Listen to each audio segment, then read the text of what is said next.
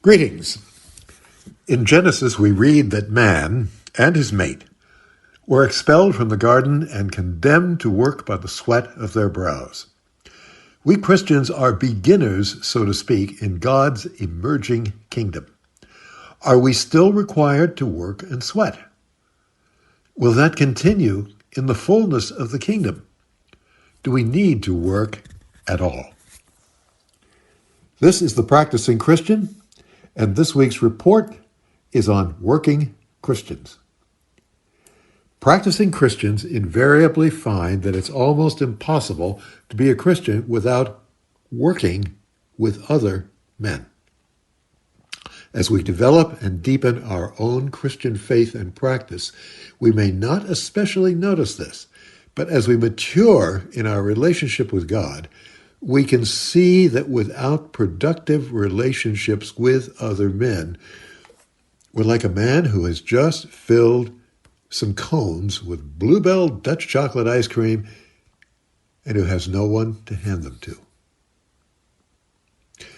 Way back in 1981, when Pope John Paul, at the time Pope, wrote, "Work is a good thing for man, a good thing for his humanity, because through work, a man not only transforms nature, adapting it to his own needs, but he also achieves fulfillment as a human being, and indeed, in a sense, becomes a more human being."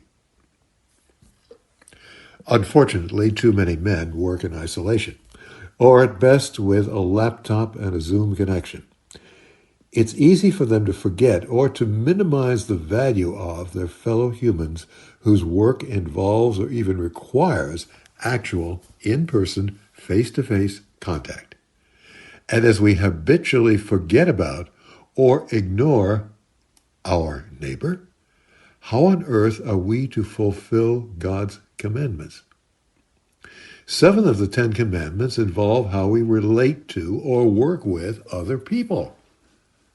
And when Jesus was asked, he said the 2 most important commandments were that, quoting here, "You shall love the Lord your God with all your heart and with all your soul and with all your strength and with all your mind, and your neighbor as yourself." Close quote. We also remember that in the story of the Good Samaritan, Jesus pointedly reminded us that neighbor, in God's eyes, means any and every other human being with whom we come in contact. Not just nice people, not just Christians. In the ancient efforts to Christianize pagan Europe, monasteries were founded to help the process.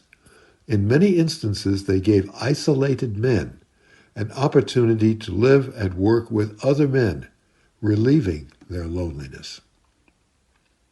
It's not a new problem.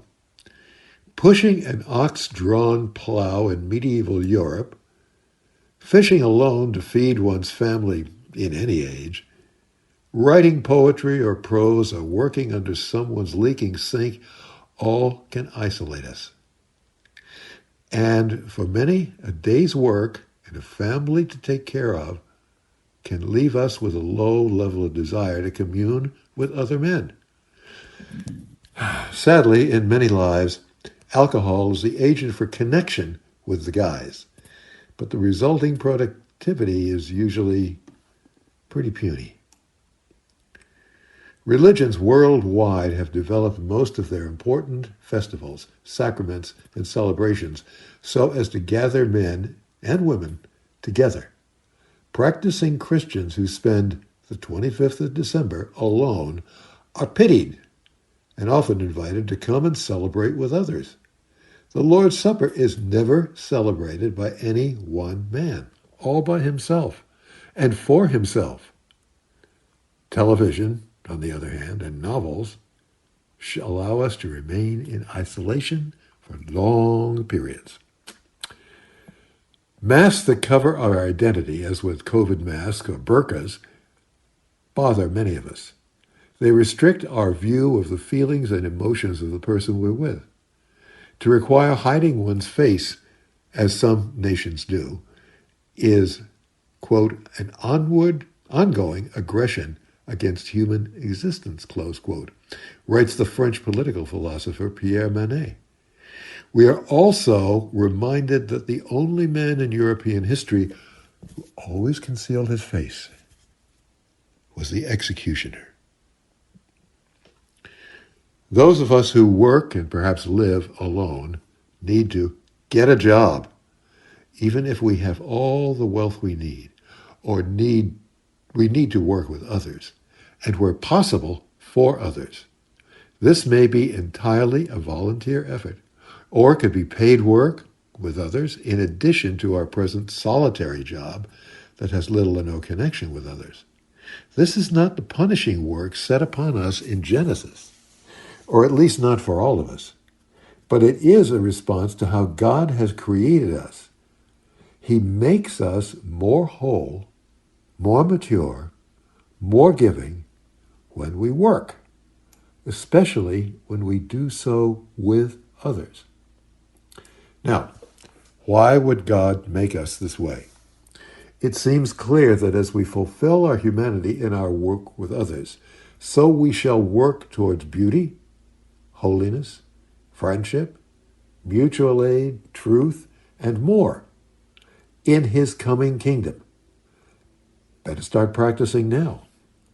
Remember, as we noted above, that 7 of the 10 commandments are at least in part designed to help us be trusted by our fellow men, trusted to work with them as friends, and not to deceive them with our envies and our lusts and our arrogance. We are learning to work freely and with neither pay nor wages. God is reported to have said it is not good for a man to be alone. Well, He did that in creating women. Neither is it good for us always to work alone. In our church, we have an engineer who works with plans and data, and I guess with people too, and who also brews beer for some of our church luncheons and special events, and on Sundays is with the older teens and young adults, talking with them about God and His redeeming work for us. He has these 2 additional jobs that allow him to practice love and friendship. If you're extremely old and in a nursing home, maybe your work could be reading to others who are worse off than you. Or you could write letters for those who can't even manage that. The man who works with others, productive work, from building dams to reading stories to children, is doing work in which he can practice the love of God. With some opportunities, we just need to be a little thoughtful to understand where we can engage in work that can be good and godly. We could give a small child some videos and recordings of stories, and he or she will grow to be a more narrow and isolated person than one who has had a living, caring man or woman reading to her aloud. Get a job among men if you don't already have one. Serve then, be the king's right arm.